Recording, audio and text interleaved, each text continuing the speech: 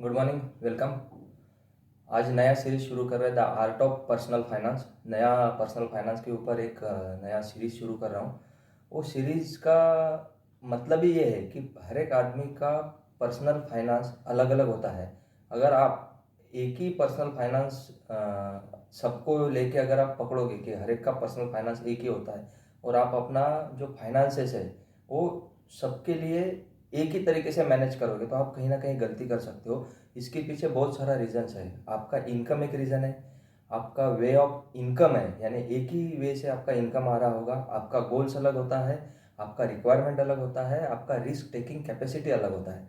तो ये जो सीरीज़ है मैंने इसीलिए डिज़ाइन किया हुआ है कि ये अगर आप सीरीज़ पूरा देखोगे, ये बहुत लंबा चलने वाला सीरीज़ है, वो अगर आप सीरीज़ देखोगे तो आपको पूरा नॉलेज आएगा, आपको अंडरस्टैंडिंग आएगी कि पर्सनल फाइनेंस होता क्या है। और वो नॉलेज से, वो अंडरस्टैंडिंग से आप अपने लिए, खुद के लिए एक बेटर डिसीजन ले सकते हो। तो चलिए, welcome. My name is Harish Kawadkar. You can read my blog www.harishkawadkar.com। वहाँ पे आप मेरे 3 कोर्सेज जो फ्री में लॉन्च किए, बिगिनर, इंटरमीडिएट और एडवांस, वो कोर्स आप कर सकते हो। आप मेरा बुक बाय कर सकते हो, व्हाट वर्क्स इन इन्वेस्टिंग। और आप वहाँ पे जाके जो मेरा फ्री न्यूज़लेटर चल रहा है, एन आवर ईच डे, तो आप उसके लिए रजिस्टर्ड हो सकते हो। और हाँ, आप मेरे ये यूट्यूब चैनल के लिए सब्सक्राइब कीजिए, लाइक कीजिए और लोगों के साथ शेयर कीजिए। तो चलिए,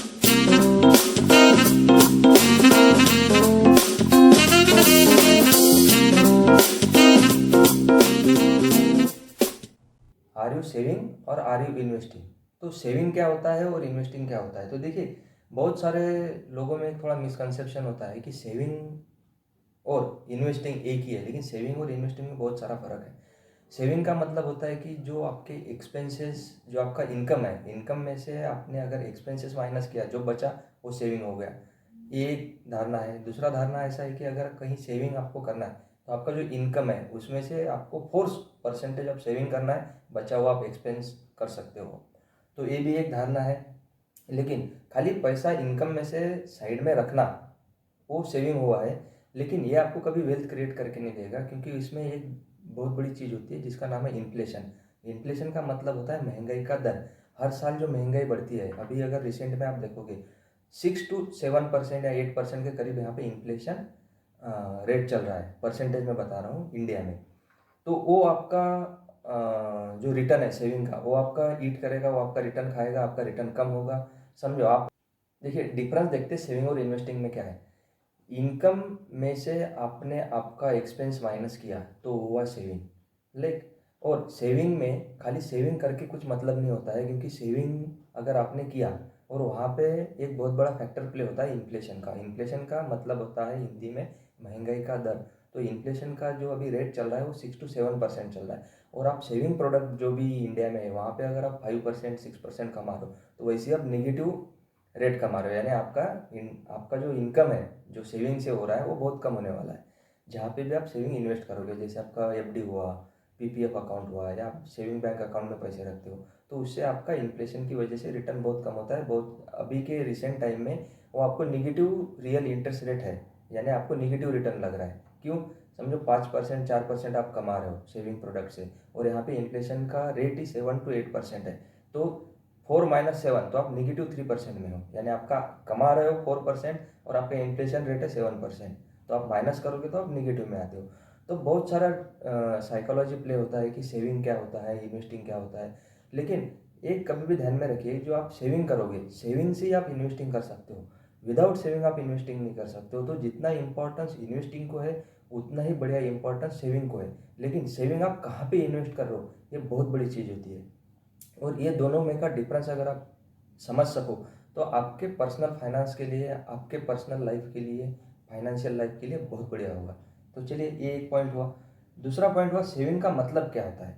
सेविंग का मतलब होता है कि जो आपका इनकम है, इनकम में से जो आपका एक्सपेंडिचर हुआ, एक्सपेंडिचर में आपने जो पैसा कर्जा लिया हुआ है, जो बरोड मनी है, उसका इंटरेस्ट पेमेंट भी आ गया, तो जो बचा पैसा है वो आप सेविंग बोल सकते हो, जो आपको सेविंग कर सकते हो और आप उसको इन्वेस्ट कर सकते हो।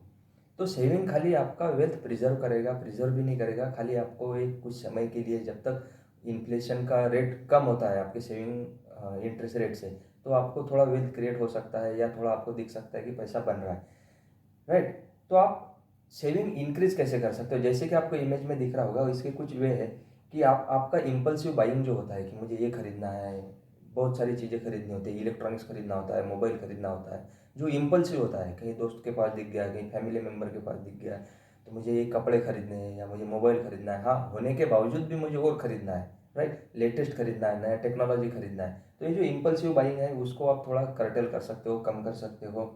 आप अपना मंथली बजट बना सकते हो कि आपका इनकम कितना है, इसमें से कौन सा कहाँ पे एक्सपेंडिचर कितना होने वाला है, उसमें मैं कितना कम कर सकता हूँ, या इसको बेटर मैं कैसे कर सकता हूँ कुछ कम करके, या मैं डिजिटल सब्सक्रिप्शन लेके कम कर सकता हूँ क्या, राइट। आप आपके एक्सपेंसेस रिड्यूस कर सकते हो, बहुत सारी जगह पे जो अननेसेसरी एक्सपेंसेस है वो आपको रिड्यूस करना बहुत ज़रूरी है, राइट। और आपका जो एक्सेसिव बोरोइंग है, या आप पूरा बोरोइंग भी अवॉइड कर सकते हो, जो कर्जा लेना है यानी ज़्यादा कर्जा लेना वो भी आप अवॉइड कर सकते हो, या कर्जा ही अवॉइड कर सकते हो, उसके बहुत सारे वे होते हैं। आप हम इस सीरीज़ में बहुत सारा और चीज़ देखने वाले हैं, ये आप कर सकते हो। और हाँ, आप सेविंग बहुत अर्ली स्टार्ट कर सकते हो, start saving at an early age. तो जैसे ही आपका एजुकेशन ख़त्म हुआ, आप प्रोफेशनल लाइफ में आए, तब से आप सेविंग कर सकते हो।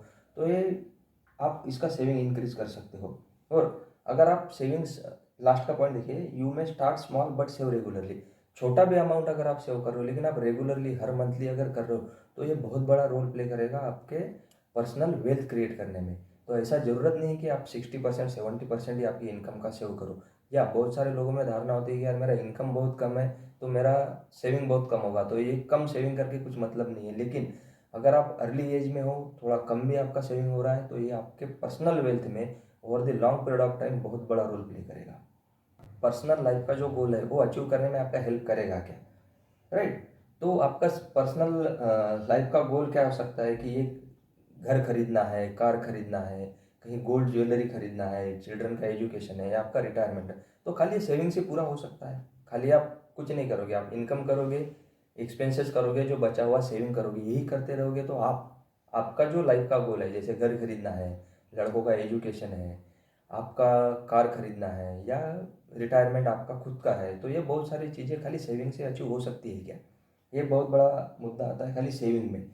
और जहाँ तक सेविंग का सवाल आएगा, वहाँ वहाँ इन्फ्लेशन आएगा। तो इन्फ्लेशन का मतलब क्या होता है, तो देखिए आपको इमेज में दिख रहा होगा इन्फ्लेशन। जैसे ही आप आपका इनकम करोगे, उसमें से एक्सपेंडिचर माइनस करोगे, बचा हुआ सेविंग करोगे, सेविंग में बहुत बड़ा रोल प्ले करता है इन्फ्लेशन का। जहाँ जहाँ भी सेविंग आएगा, जहाँ जहाँ पे भी इन्वेस्टिंग आएगा, वहाँ इन्फ्लेशन का रोल आएगा, महंगाई के दर का रोल आएगा। तो अगर आपने सेविंग किया, इन्फ्लेशन का रेट आपका जो सेविंग से मिलने वाला है वो आपका कम करेगा, तो खाली आपका सेविंग जो है वो आपको वेल्थ क्रिएट करके देगा, तो इसका सवाल है नहीं, राइट। सेविंग आपको वेल्थ क्रिएट करके नहीं देगा, राइट। तो ऐसा कुछ चीज़ है कि जिससे आपका मनी आपके लिए काम करे, मनी वर्क्स फॉर यू, तो इसका आंसर आपको मिलेगा इन्वेस्टिंग में। अगर आप इन्वेस्टिंग करोगे तो पैसा आपके लिए काम करेगा, राइट। तो चलिए देखते हैं इन्वेस्टिंग क्या होता है। इन्वेस्टिंग का मतलब होता है act of money saved for productive use with an expectation of earning return more than inflation. तो इन्वेस्टिंग का मतलब क्या होता है कि इन्फ्लेशन से ज़्यादा रेट जहाँ पे मिल रहा है, इन्फ्लेशन से ज़्यादा आपको रिटर्न मिल रहा है, जो चीज़ करोगे उसको इन्वेस्टिंग कहोगे, राइट। इन्वेस्टिंग का मतलब होता है कि जहाँ से आप इन्फ्लेशन से ज़्यादा रिटर्न कमाओगे। समझो इन्फ्लेशन 6% है, 7% है, और वहाँ पे आपको 8% 9% मिल रहा है, मोर देन इन्फ्लेशन अगर मिल रहा है, तो उसको आप इन्वेस्टिंग कह सकते हो, राइट। तो एडवांटेजेस क्या है इन्वेस्टिंग के, आपको यहाँ पे दिख रहा होगा। आप आपका सेविंग ग्रो कर सकते हो, राइट। आप आपका पैसा आपके लिए काम करेगा, money works for you, right. और आप इन्फ्लेशन को कर्टल करोगे, राइट, कम करोगे, उसको कट करोगे। इन्फ्लेशन का आपके सेविंग के ऊपर, आपके पैसे के ऊपर असर नहीं आएगा, राइट। और आपका फाइनेंशियल गोल जो भी है, घर खरीदना है, कार खरीदना है, एजुकेशन है, लड़कों का मैरिज है, आपका रिटायरमेंट है, वो आप उससे अचीव कर सकते हो। और सबसे बड़ी चीज़, इससे आप वेल्थ क्रिएट कर सकते हो। It helps in creating your wealth, right, right. और एक आपको सबसे बड़ी चीज़ लाइफ में अगर देखोगे, तो वेल्थ अगर आपके पास है, आप उसको क्रिएट करना जानते हो, तो आपको एक फाइनेंशियल सिक्योरिटी महसूस होगी। और वो फाइनेंशियल सिक्योरिटी बहुत सारा रोल प्ले करेगी आपकी पूरे लाइफ में डिसीजन मेकिंग के लिए। अगर आपको पर्सनल फाइनेंस या आपको फाइनेंशियल सिक्योरिटी नहीं है, तो आपका डिसीजन मेकिंग बहुत गलत हो सकता है। आप डिसीजन ले सकते हो बहुत स्ट्रेस सिचुएशन में, बहुत गलत तरीके से आप डिसीजन ले सकते हो। तो आपको फाइनेंशियल सिक्योरिटी होना बहुत ज़रूरी है। तो देखिए, आपको इन्वेस्टिंग में अप्रोच कैसे होना है, इन्वेस्टिंग में आपको सही तरीका क्या है कि इन्वेस्टिंग होता क्या है और इन्वेस्टिंग कैसे करना चाहिए।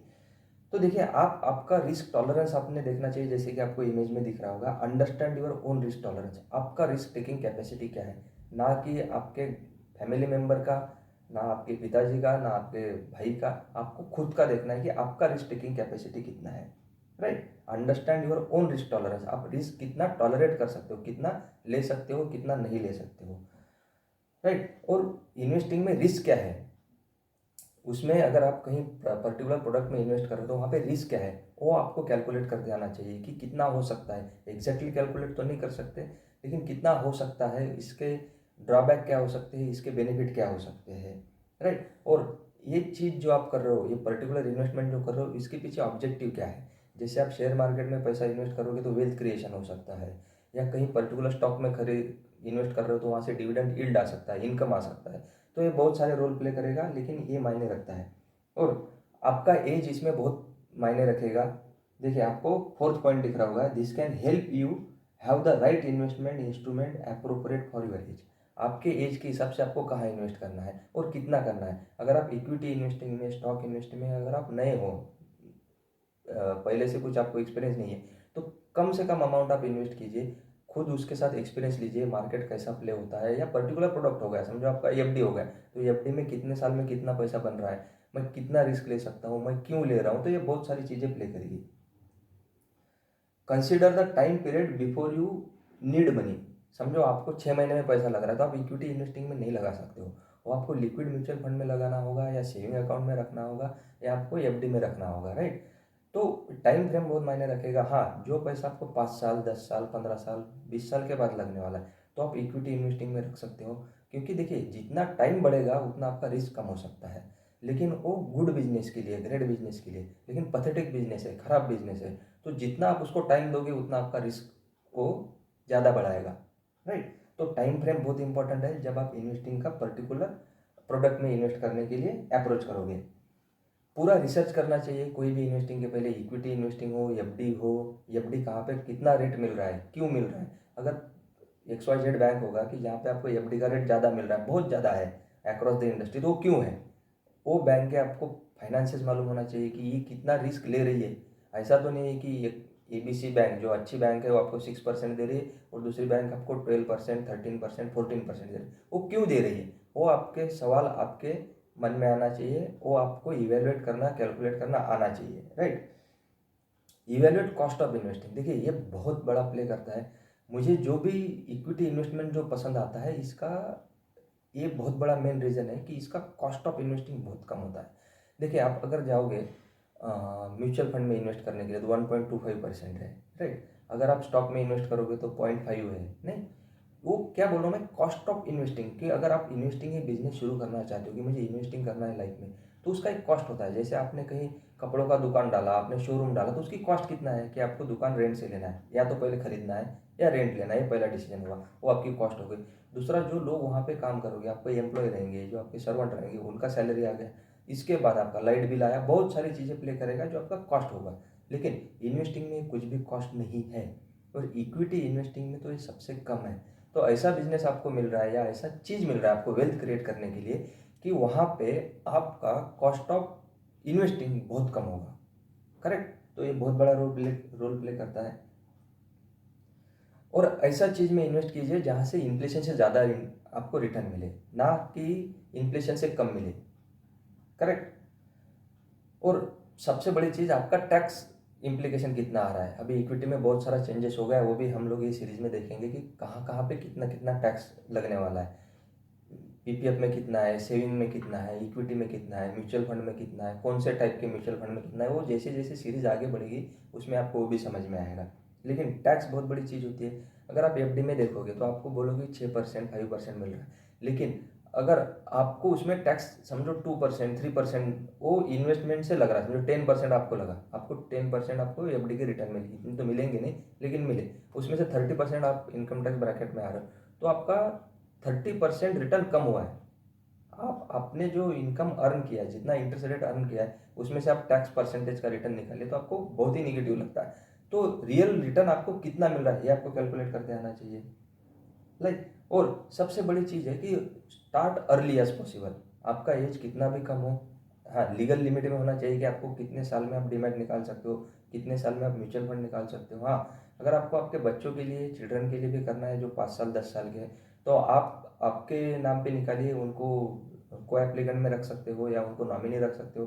तो जितना अर्ली पॉसिबल होगा, और ये क्यों अर्ली आप स्टार्ट कर सकते हो इसका एक मैथमेटिक्स, एक रियल लाइफ एग्जांपल या हाइपोथेटिकल एग्जांपल नेक्स्ट स्लाइड में आपको देखिए। ये इमेज बहुत इंपॉर्टेंट है, ये आप थोड़ा शांति में समझने की कोशिश कीजिए। इमेज में दिख रहा होगा 3 नेम, विजय, अजय और संजय। विजय का एज अभी 25 साल है, राइट। अजय का 30 और संजय का 35 है। रिटायरमेंट एज अपन तीनों को सेम पकड़ते कि 60 साल में रिटायरमेंट होने वाला है। इनका इनकम वहाँ से कम होगा या इनको इनकम नहीं आएगा जो सैलरी से आता है। तो विजय के पास बचे 35 ईयर्स इन्वेस्ट करने के लिए, अजय के पास 30 और संजय के पास 25, राइट। तो देखिए विजय के पास सबसे ज़्यादा ईयर्स है, अजय के पास थोड़ा 5 साल कम है, और संजय के पास से तो और 5 साल कम है। और मंथली इन्वेस्टमेंट तीनों लोग सेम कर रहे हैं, 7,000 rupees per month.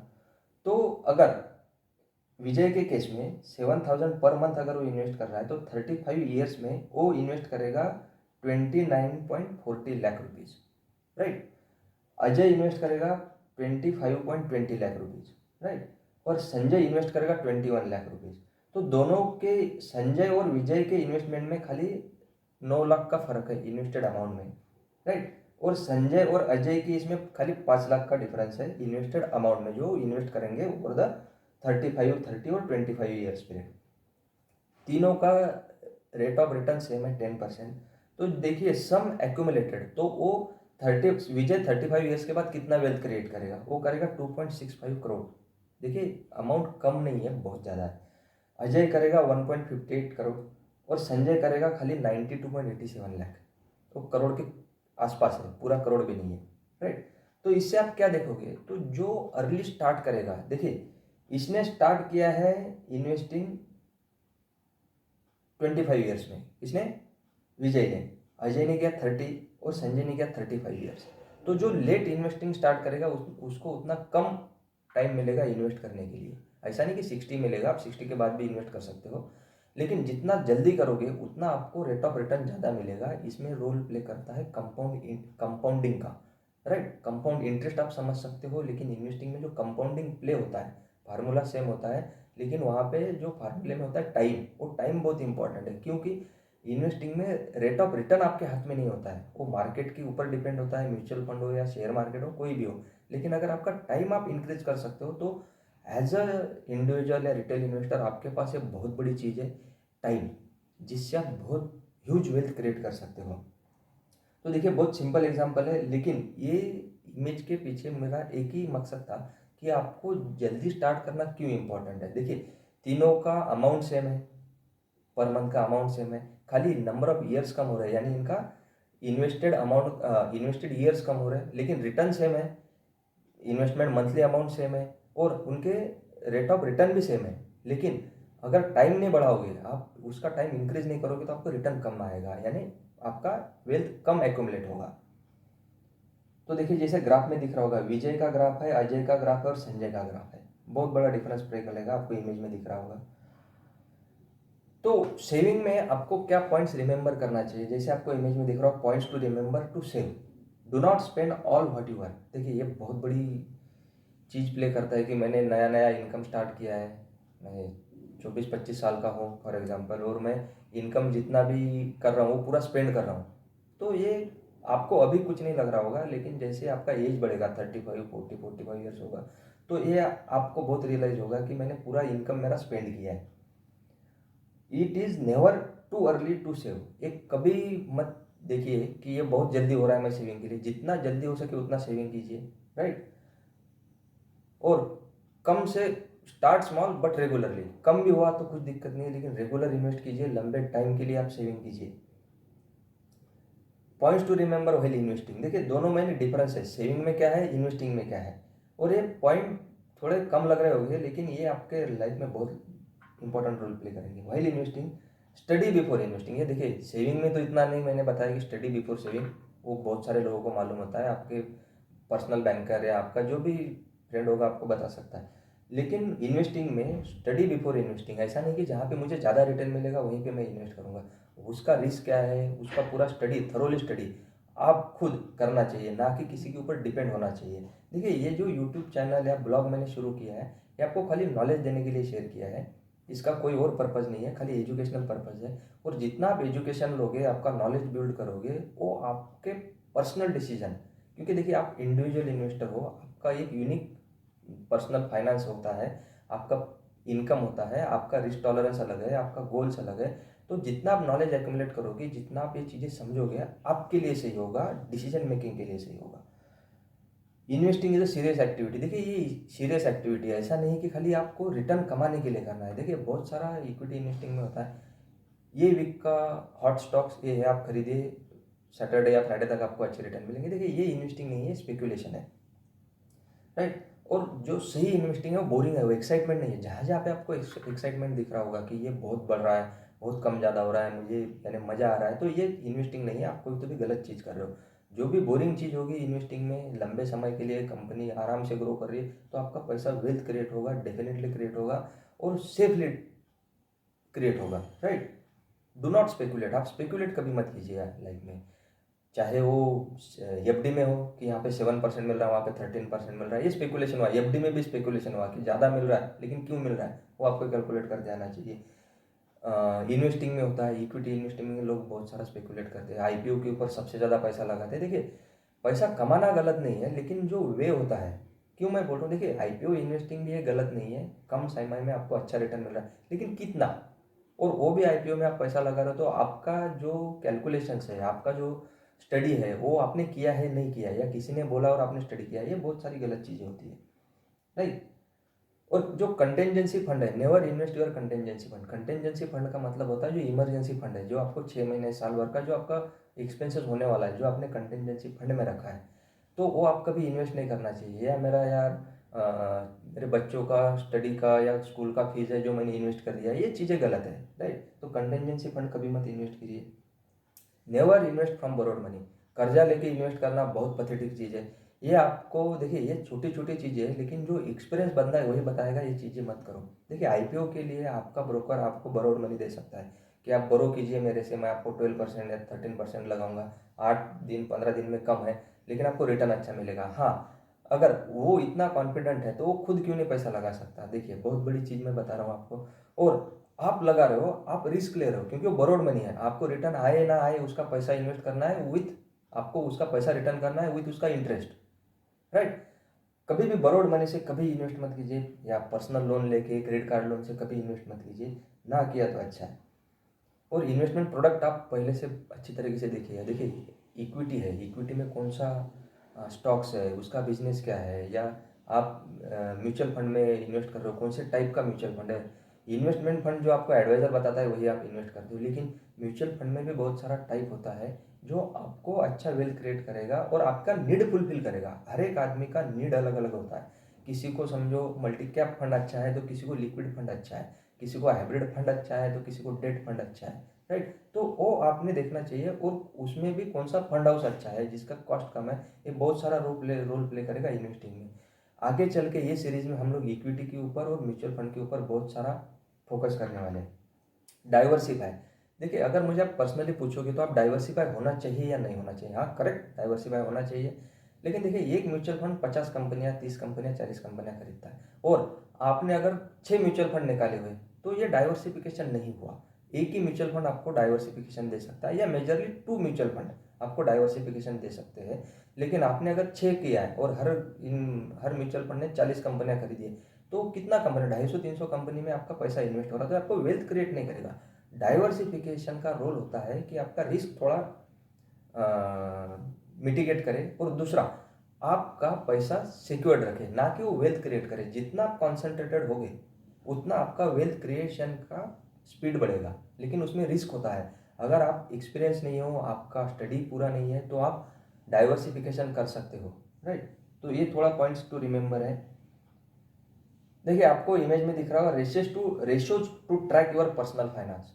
Right, personal finance के रेशियोज क्या होते हैं? तो देखिए पहला सेविंग टू इनकम रेशियो, आपका सेविंग कितना है आपके इनकम के मुकाबले। तो देखिए total annual saving divide by total annual income. देखिए आप एनुअली सेविंग कर रहे हो 1,00,000 रुपीज़, जो कि आपका एनुअल इनकम है 10,00,000 रुपीज़, तो वो कितना हुआ 10%।